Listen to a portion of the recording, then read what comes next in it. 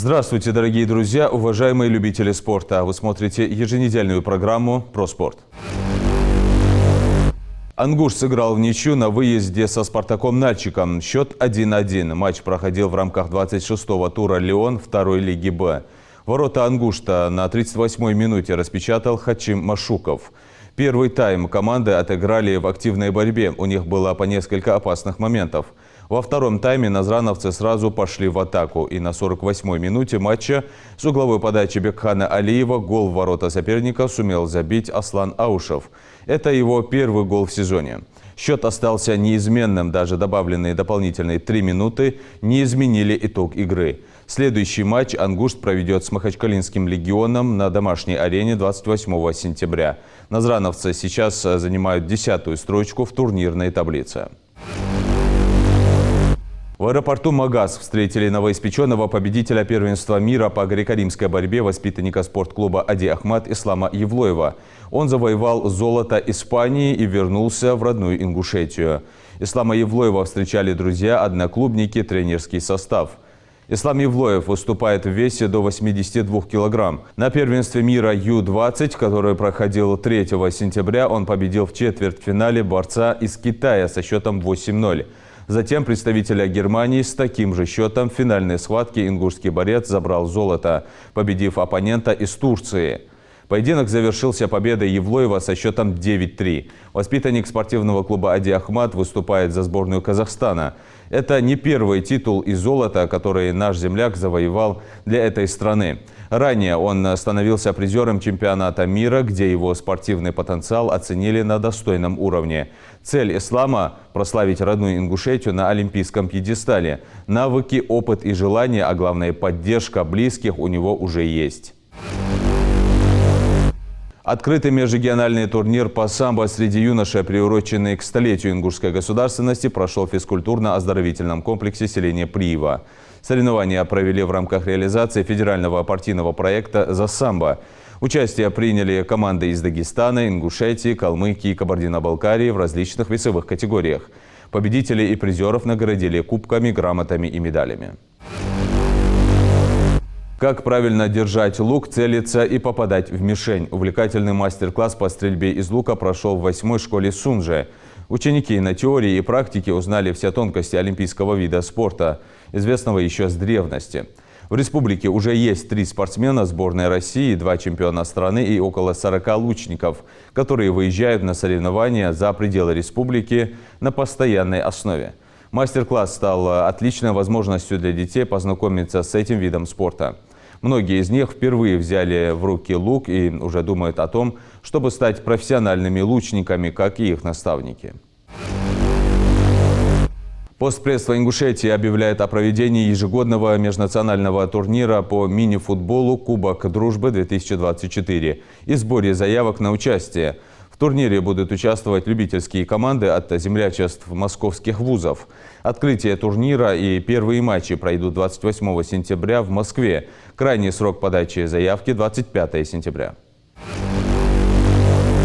Ингушские вольники Исмаил Сапралиев и Зелимхан Чениев выступили на престижном турнире. Они вместе с тренерами сегодня в студии программы «Про спорт».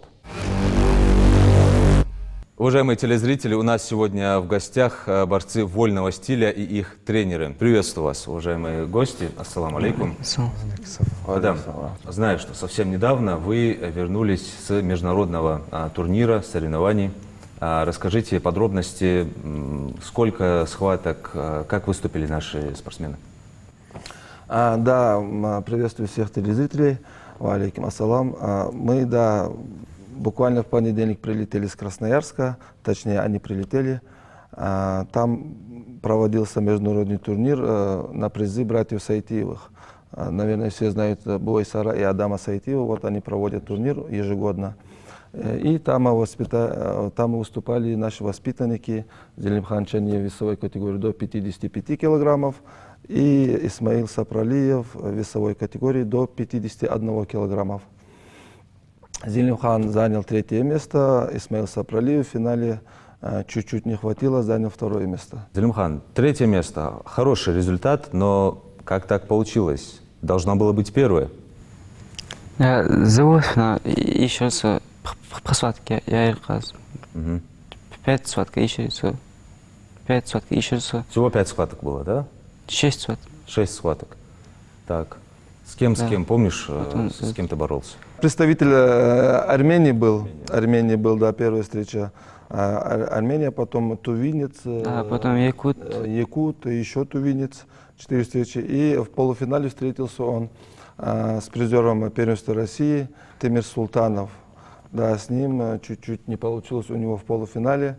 А представитель Армении победил он все-таки, да? Да, Но у них представитель сильные борцы. Ну, хороший состав, хорошие команды привозили они, да. Ну, сам турнир тоже на хорошем уровне, международный все-таки турнир. А там простые спортсмены не приезжают, хороший состав. Там Иран приехал, много стран. Да, но если это международный турнир, я думаю, что 3-е место это уже хорошо. Участие уже хорошо. Да, да. Попасть на такой турнир даже, и то хорошо. Стать на пьедестал, это, конечно, да. Вообще должны были на первое место стать. Ну, Но зато у нас есть 2-е место, Исмаил. второй есть, да. Исмаил, расскажи, с кем ты боролся? Первая схватка с представителем Якутии, вот тоже. Во второй схватке с представителем Казахстана, вот тоже.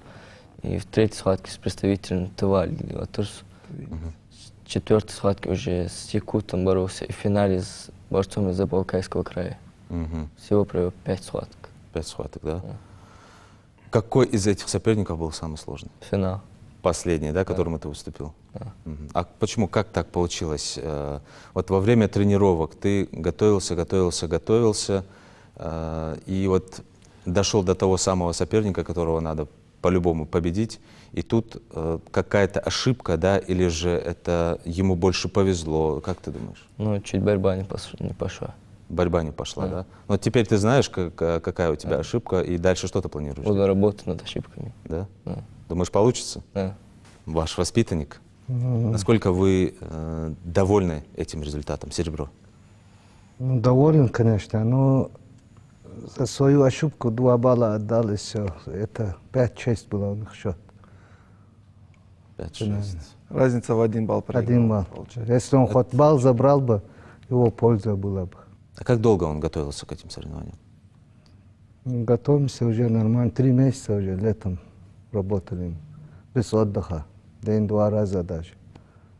Чисто в зале или же были какие-то сборы? Не, в выезды? зале мы 3 недели в горах были у нас. Мгм. Там, на выносливость, на скорость.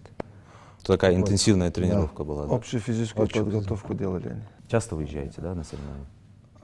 Да, стараемся. Да. В этом году летом, обычно же летом отдыхают, очень много стартов было, и как-то, получалось у нас ездить.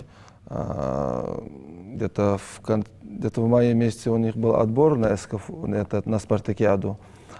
Спартакиада Северо-Кавказского федерального округа.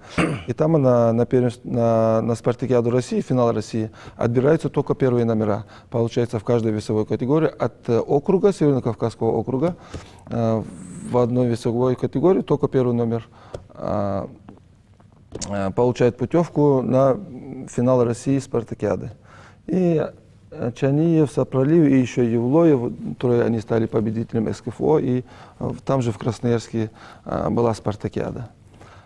Спартакиаде были, с Красноярска прилетели, через 2 недели в Якутске был международный турнир в честь олимпийского чемпиона Павла Павловича Пенигина. И туда я возил 5 Чаниева, Сапролива, там Евлоев, Евкуру, еще Полонкоев был.